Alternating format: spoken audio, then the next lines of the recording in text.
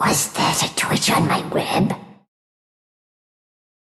Ladies and gentlemen, my name is eSportsMonies, ESM, Mac10, whatever you want to call me, and welcome to my guide to jungling Broodmother. We are currently in patch 7.05, and today is April the 10th of 2017, but it may be April the 11th by the time a lot of you are seeing it, as this video is being recorded and subsequently uploaded pretty late in the evening. It's about 9:30 US Eastern Time.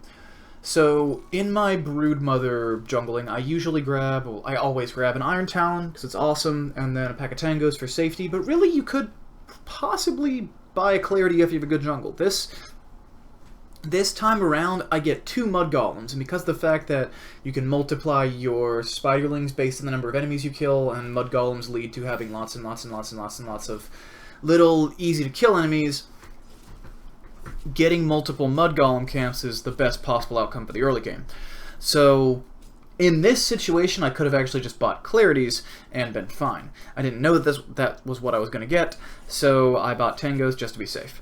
The first 3 camps are really like an order of magnitude harder than all the others, because you won't really have Spiderlings, and you're even more mana-starved than you are later on in the game. So, I'm actually not even going to right-click that, I'm just going to let it die. Going to move over here and work on camp number 2. Now, as far as your item build goes, I'm rushing a Soul Ring as fast as possible. I'm going to use 1 Shrine Charge. I'll probably grab a couple of Bounty Runes. Sometimes you don't even really need to use Shrine Charge. I've actually got an 8-minute Midas using this build before without ever using a Shrine. So your mileage may vary, and the creeps that you get early on and how you play it will drastically affect this. So you can dodge Centaur stuns pretty easily, as I did there. However, as we go through this whole guide, you'll see that I am not perfect, and I actually I think I whiffed 2 of them. Also, look very carefully at what just happened. Rewind the video if you need to. There is a bug where you'll sort of endlessly run against a tree if you lose your invisibility as you're touching a tree. This is huge. It's hugely annoying. What I'm doing here doesn't really matter. I'm just trying to kill time until the next camp spawns. It wasn't worth it. I don't think it was worth it to move my hero all the way over there, because I can put down that web, and then those camps are exponentially more efficient than any other camps because they're all united by my webs. Also, your Spiderlings now move through the webs. But anyway, back to what I was saying about the bug. If you're against a tree and your web ends right on the edge of a tree, Broodmother's pathing will just be completely wrecked. Like, you can actually click on her and move her away and everything's fine, but you'll get caught and it won't know what to do. Like, something about the pathing and the way this interacts with Broodmother, it just continually runs against the tree forever. So now that I have a Soul Ring, I really don't have a care in the world. I'm going to use another Tango, and to the best of my ability, I'm going to try to always stay in a web. I'm not sure if this was caused by my web. I think it was. I've put webs like directly on camps before and not block them, but 2 games in a row I put webs with a huge chunk of the web in that hard camp that I just killed, and the camp didn't respawn. So maybe one of the bots just walked by. I'm not sure what was going on there, but be wary of that. It's not something that I've really ever had happen to me before, but again, maybe it's something that just happened in the ether of this new patch. I'm going to throw down this web. This web will not block either camp. I know that for a fact, 100%. Just through a bunch of replication in the last few hours. So now I am going to get the gloves quickly as I can, because it does allow me to kill things a little bit more quickly, because I'm doing 50-some damage, plus I get the 24 bonus from the Iron Talon.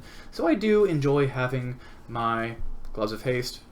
That being said, it's not that massive a difference just because Broodmother is an agility hero and her attack rate is pretty darn decent to begin with.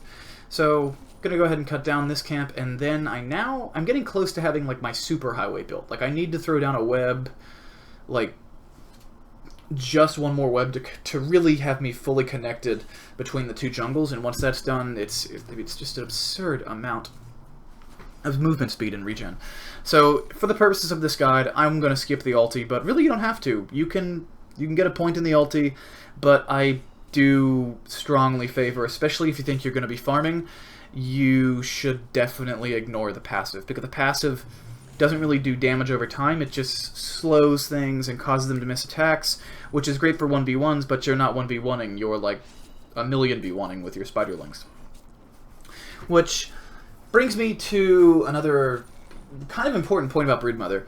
Broodmother is a lane-dominating hero that is very, very difficult to play if there is AoE on the enemy team, and Broodmother is an incredible laner to the point where you almost always want to put her in lane if the situation will allow her to be in lane.